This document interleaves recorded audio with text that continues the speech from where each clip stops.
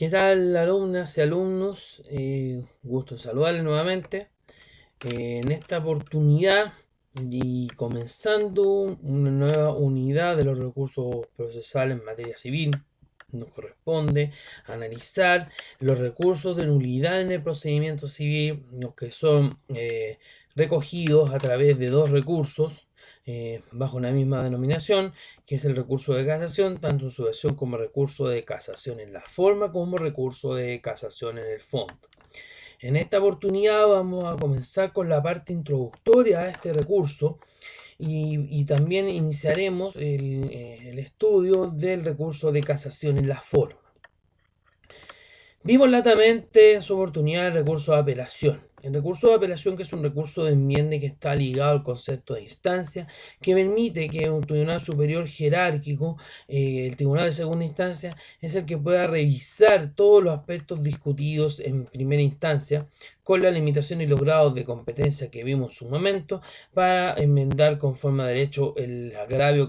causado y sufrido por la parte que deduce el recurso. El recurso permite ahí el conocimiento de los asuntos de fondo y que se circunscriben a esta causal genérica del recurso, que es el agravio. Sin embargo, en cuanto al recurso de casación, el recurso de casación también tiene como la idea central y la idea de todo recurso es el agravio, pero la diferencia que existe es la forma en la cual se deduce las resoluciones contra las cuales procede y además por determinadas causales. Sobre particular, tenemos que la regulación del recurso de casación está en el título 19 del libro tercero del Código de Procedimiento Civil, y en otras leyes especiales también se contempla la procedencia del recurso, y de no existir a regulación específica se aplicarán supletoriamente estas normas. Además, tenemos que en materia de proceso penal, en el antiguo procedimiento penal se contempla el recurso de casación, en su versión recurso de casación en la forma y en el fondo. No obstante, actualmente en esta materia, en el proceso penal actual, no se aplica este recurso, puesto lo que se contempla es el recurso de nulidad. Respecto al recurso de casación, se distingue tanto el recurso de casación en la forma como el recurso de casación en el fondo. Cada uno de ellos tiene sus regulaciones especial sobre ciertos aspectos, pero comparten ciertos elementos en común de acuerdo al articulado y de acuerdo a lo que la doctrina ha expuesto latamente en cuanto a los elementos que forman parte de cada uno. Por eso es necesario hacer esta parte introductoria primero para entender qué semejanzas y qué diferencias tienen estos recursos de casación en la forma y de casación en el fondo, que en todo caso son recursos de nulidad en el Código de Procedimiento Civil. ¿Qué semejanza tiene el recurso de casación en la forma en el fondo? Primero, conforme a la definición legal, los dos recursos permiten hacer valer la nulidad procesal. Y eso está claro, puesto que si se lee el artículo 764 del Código de Procedimiento Civil, el recurso de casación se concede ¿para qué? Para invalidar una sentencia en los casos expresamente señalados en la ley. Por eso no distingue el recurso en este caso. Debe entenderse, por lo tanto, que el recurso de casación en la forma como el recurso de casación en el fondo requieren y exigen, en este caso, para su tramitación, que lo que se persiga es la nulidad de una sentencia en los casos expresamente señalados por la ley, porque así el código lo dispone. Sin perjuicio de lo anterior, tenemos que en ciertas causales del recurso de casación en la forma, el recurso también puede ser un recurso de enmienda. Esto también sucede a propósito del recurso de casación en el fondo, en que debe dictarse la respectiva sentencia de reemplazo, que es lo mismo que está contemplado para el recurso de casación en la forma, solo en algunas de las causales del artículo 768, por lo que debe emitir un pronunciamiento sobre el fondo, además de, en caso de acogerse, declarar la nulidad de la sentencia contra la cual se impugna. Por lo tanto, ese es un aspecto que más adelante ahondaremos. En segundo lugar, tenemos que ambos recursos son de derecho estricto, puesto que los recursos se interponen solo en los casos en los que la ley dispone expresamente. Tiene una regulación restringida, tiene causales de interposición, tanto en su versión como recurso de casación en la forma, como recurso de casación en el fondo.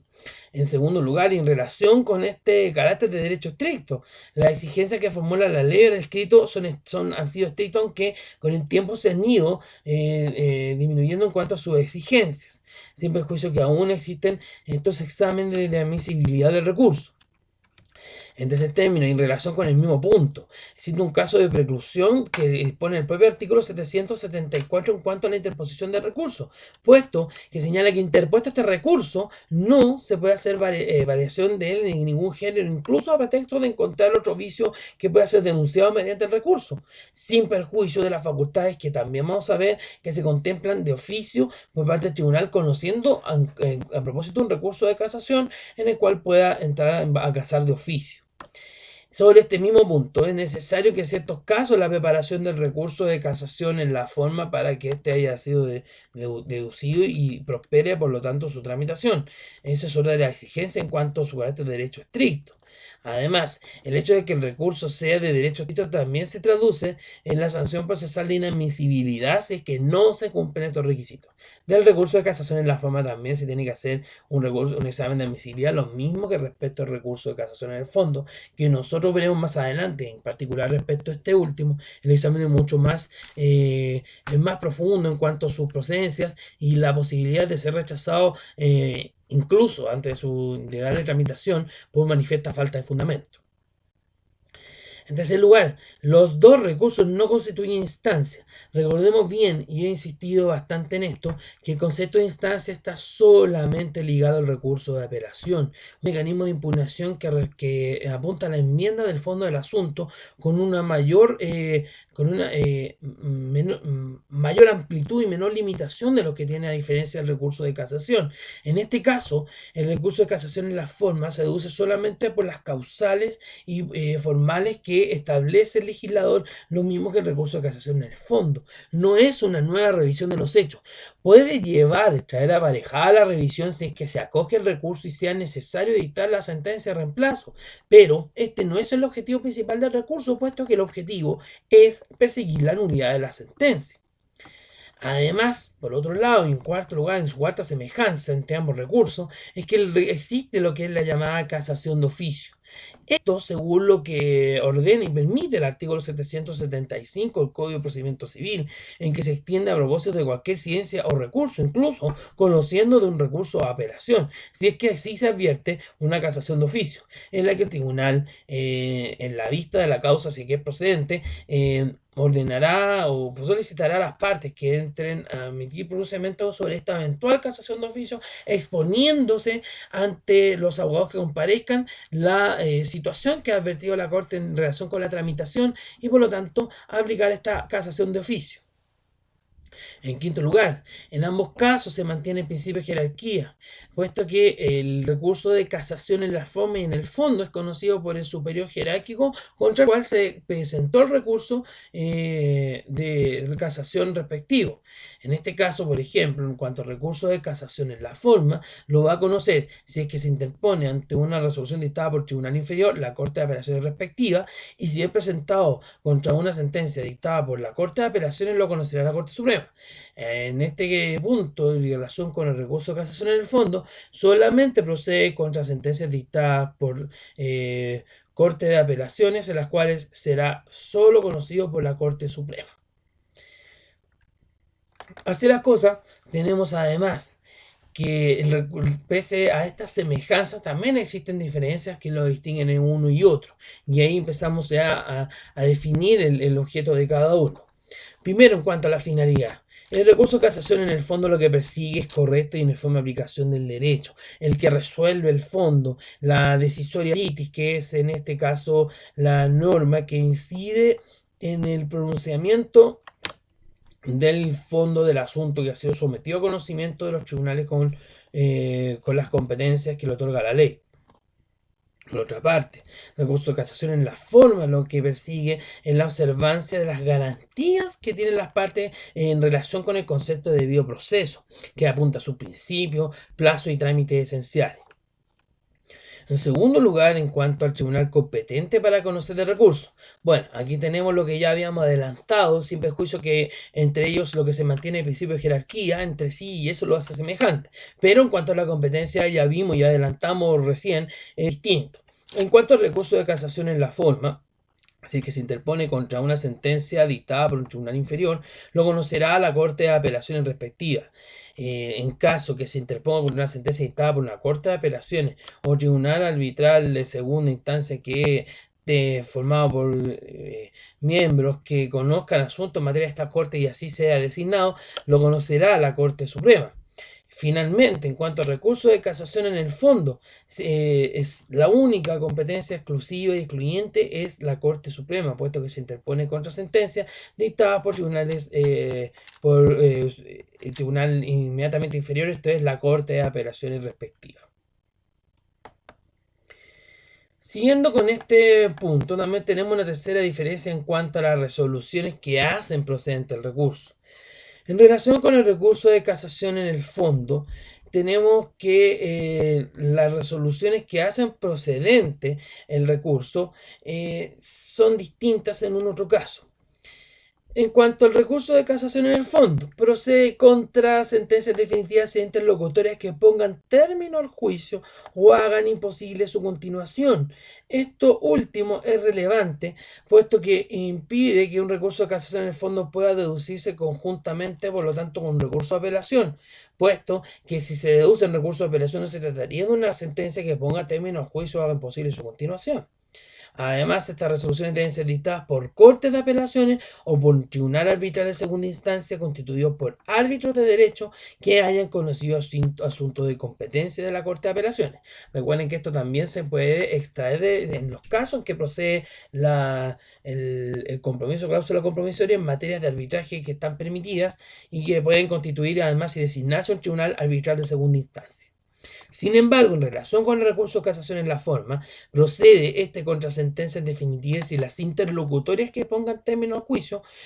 o hagan imposible su continuación. Fíjense la diferencia que existe en ambos casos, puesto que en el recurso de casación, en el fondo, se refiere a sentencias definitivas o interlocutorias que pongan término al juicio o hagan imposible su continuación, dictadas por corte de apelaciones o tribunal arbitral de segunda instancia. Pero acá las resoluciones contra las cuales procede son las sentencias definitivas y las sentencias interlocutorias que pongan término al juicio o hagan imposible su continuación. Y excepcionalmente procede contra sentencias interlocutorias de segunda instancia, de las cuales que sin poner término al juicio o hagan imposible su continuación, hayan sido pronunciadas sin previo emplazamiento de la parte agraviada o señalar día para la vista de la causa. Esta es una situación excepcional en cuanto a la procedencia del recurso de casación en la forma, ya lo andaremos un poco más adelante en relación con este último. En cuanto a las causales del recurso de casación, son distintas en cuanto al recurso de casación en la forma y el recurso de casación en el fondo. El recurso de casación en la forma, ya lo andaremos más adelante, contempla un catálogo de causales, conforme a lo dispuesto en el artículo 768.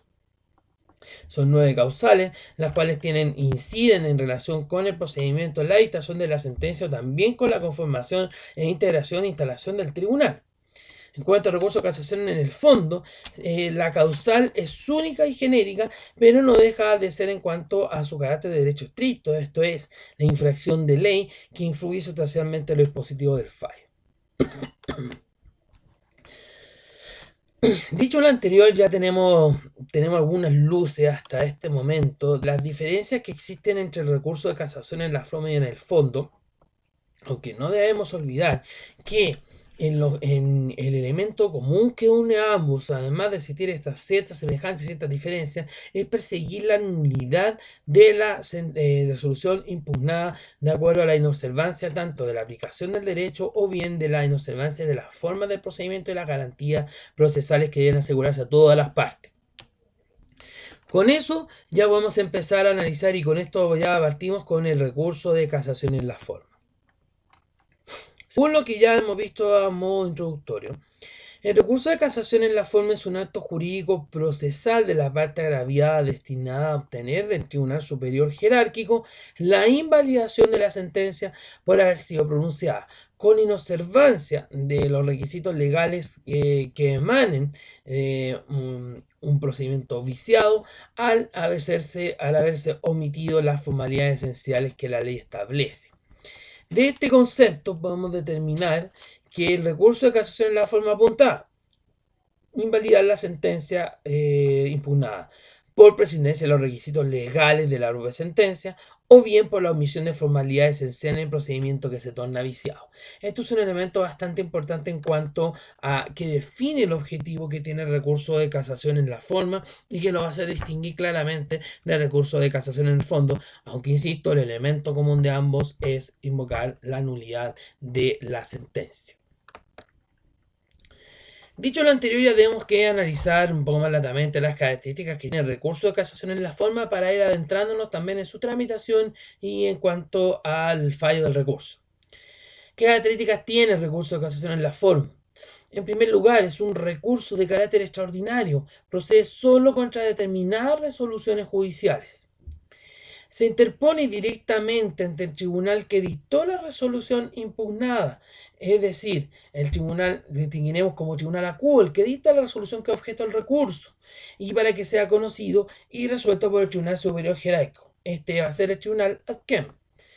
En tercer lugar, ya lo hemos dicho latamente, es un recurso de derecho estricto, procede con formalidades en las causales que señala la ley solo contra determinadas resoluciones judiciales, por lo que de no cumplirse con ellas será declarado inadmisible. El recurso es conocido también en virtud de las facultades jurisdiccionales de los tribunales. Dicho lo anterior, tenemos que también señalar que el objetivo del recurso de apelación es invalidar una sentencia en los casos determinados por la ley, y en relación a ciertas causales se puede obtener además una sentencia de reemplazo que se pronuncie sobre el fondo de la acción deducida.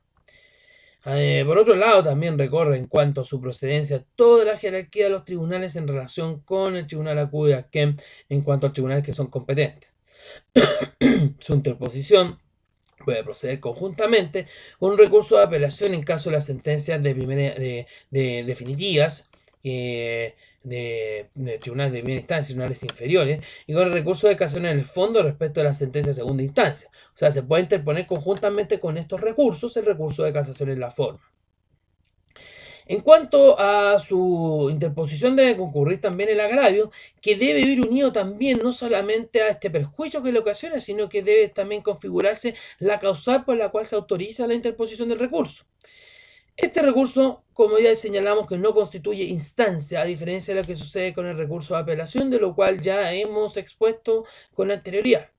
El recurso tampoco admite una renuncia anticipada, salvo que en este caso existan facultades especiales, y en todo caso, esto hay que hacer hincapié puesto que se ha reconocido a nivel jurisprudencial que los recursos deducidos por sentencias dictadas por árbitros arbitradores, si que así se establece por acuerdo de las partes, podrán renunciar al recurso de casación, aunque en todo caso se ha reconocido que nunca se podrá renunciar frente a este recurso por dos causales, que es la incompetencia del tribunal y ultra petita.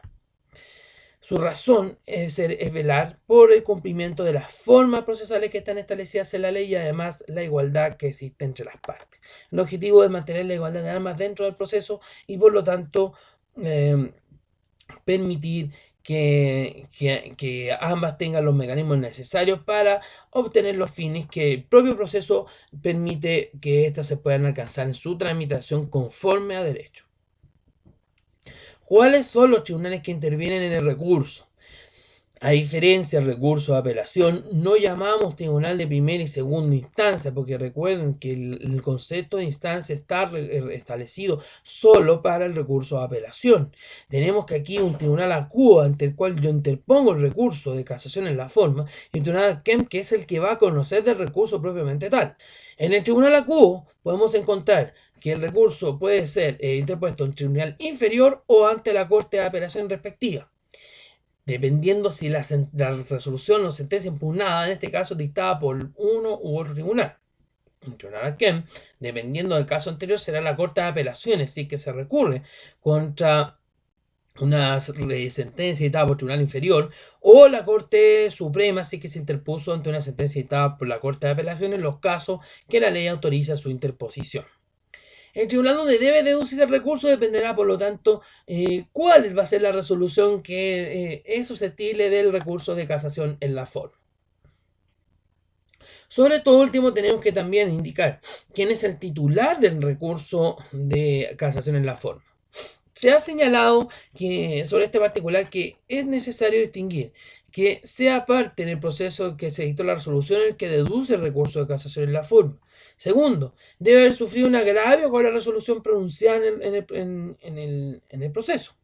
En tercer lugar, debe el recurrente haber experimentado un perjuicio con el vicio en que se funda el recurso consistente en la privación de algún beneficio facultado.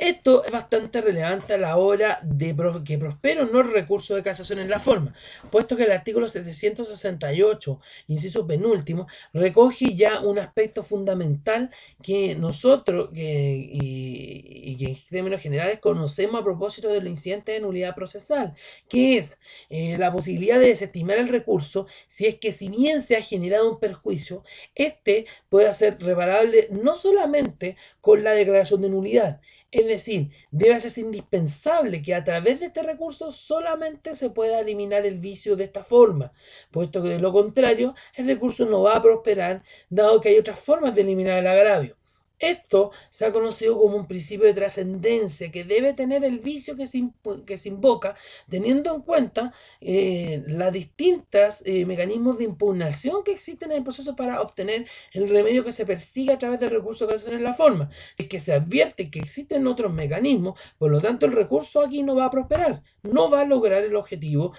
perseguido por aquel. Por eso debe ser relevante el perjuicio que está invocándose y que solamente a través de un recurso de casación en la forma pueda obtenerse la invalidación o la modificación del aspecto que en este caso se encuentra envuelto con un vicio.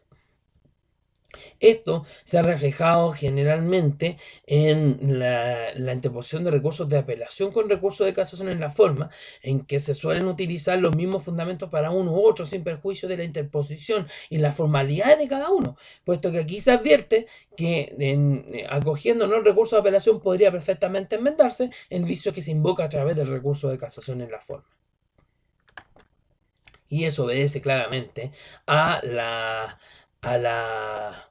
a la forma en la cual se fundamenta cada uno de los recursos. Por otro lado, también ha sido reconocido a nivel de jurisprudencia, aunque un poco más discutible, es la forma de interposición del recurso de casación en la forma si es que éste se deduce conjuntamente con un recurso de apelación, que en este caso sí se contempla la interposición si es que se trata de una sentencia dictada por un tribunal de primera instancia. Ocurre que el recurso, nosotros veremos más adelante en cuanto a la forma de interposición, se puede presentar conjuntamente con el recurso de apelación. Pero algunos han entendido que es necesario, por una lógica de interposición de los recursos, sin perjuicio que la ley no lo señale expresamente, debe ir primero el recurso de casación en la forma y conjuntamente con él, pero a continuación el recurso de apelación, no en subsidio uno en subsidio del otro, sino que conjuntamente. Ahora, algunos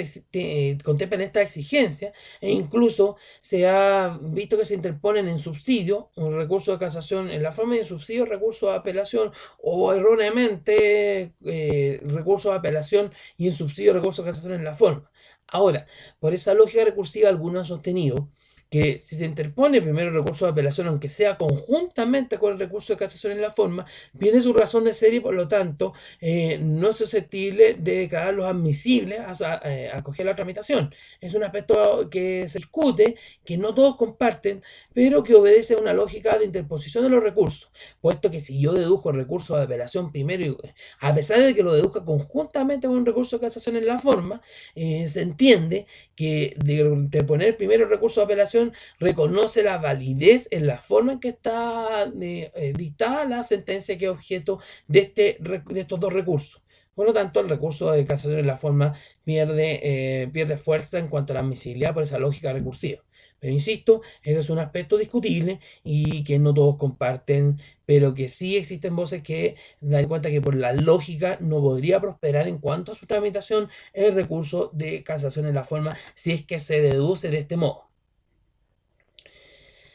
Es importante que el recurrente debe haber reclamado el vicio que le afecta, ejerciendo en todos sus grados y oportunidades correspondientes los recursos que establece la ley.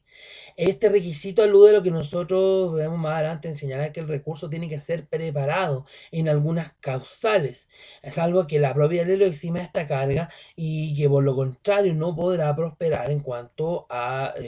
a su tramitación y al fallo del mismo. Debe entenderse también la procedencia de otros recursos que franquee la ley para haber perseguido con el fin de subsanar el vicio. Y habiéndose agotado esta, no habiéndose eliminado el vicio, y por lo tanto obedeciendo también este principio de trascendencia que debe tener el vicio, que ya señalamos, puesto que la nulidad sin perjuicio no opera y además la trascendencia que debe tener y que solamente se puede resolver con el recurso de casación en la forma, debe por lo tanto haberse franqueado primero todas estas formas posibles de haberlo enmendado antes de llegar a este último recurso, que es el recurso de casación en la forma.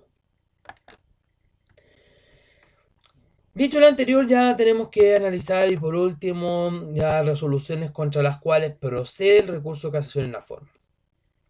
Esta está regulada en el artículo 766 del Código de Procedimiento Civil y establece que el recurso de casación en la forma procede en contra de sentencias definitivas que no señala si es que si provienen de un tribunal u otro, y las sentencias interlocutorias que pongan término al juicio o hagan imposible su continuación. Es decir, por ejemplo, la sentencia que acoge un abandono en procedimiento, que resuelve un desistimiento a la demanda o declara la prescripción del recurso de apelación. Esas sentencias son las que le ponen término al juicio o hacen imposible su continuación. Excepcionalmente, procede contra sentencias interlocutorias que, no poniendo término al juicio, hagan imposible su continuación, puesto que así la ley lo dispone. Deben cumplir lo siguiente. Primero, que se hubieran dictado en segunda instancia, y segundo, que éstas se hubieran dictado sin señalar un día para la vista de la causa o sin previo emplazamiento de la parte agraviada. Por eso, hay trámites que son esenciales en segunda instancia y en particular el señalamiento para la vista de la causa y el emplazamiento de las partes para el conocimiento de un recurso en segunda instancia. Ya lo veremos también más adelante en profundidad sobre este tema. En este punto debemos indicar, por lo tanto, que en términos generales procede contra sentencias definitivas e interlocutorias que pongan término a juicio o hagan imposible su continuación. Las excepciones son las que están señaladas precedentemente.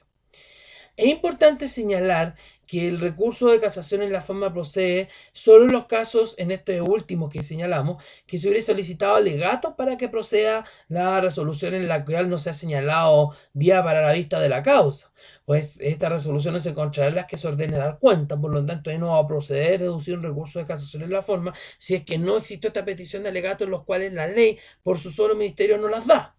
Por lo que es relevante distinguir esta situación respecto de la tramitación del recurso de apelación en cada caso, si es que se procede con la sola cuenta del relator o con vista de la causa. Finalmente, la misma disposición señala que procede el recurso de casación en la forma contra de sentencias dictadas en leyes especiales. Pero acá lo importante es entender que si no existe regulación especial, nosotros nos vamos a la aplicación supletoria de estas normas que están en el Código de Procedimiento Civil. Pero hay que tener en consideración que sobre estas normas especiales pueden haber normas que limiten o impidan el recurso de casación en la forma. Por ejemplo, se señala expresamente que pese a esta procedencia el recurso de casación en la forma en sentencias regidas por leyes especiales se excluyen las que se refieren a la constitución de juntas electorales. Segundo, las reclamaciones de avalúo que tienen un procedimiento a la ley 17.235 y que ahora son materias de conocimiento de tribunales especiales que analiza los reclamos de avalúo y también el tribunal de segunda instancia. Además, en los casos que la ley prescriba expresamente, y por ejemplo, sacamos a colación la que establece el artículo 38 de la Ley de Procedimientos de Juzgado de Policía Local, que impide y que no permite el recurso de casación en sentencias que se dicten en procesos de policía local. Por lo tanto, ahí tenemos una excepción que también contempla el código en cuanto a las sentencias que se rigen por leyes especiales. Su regla general es que proceda, salvo en estos casos que el propio artículo 766 señala y excluye, o también deja abiertos los casos que prescriba la ley, como el que hemos señalado precedentemente. Es de esta forma que culminamos esta exposición en esta oportunidad.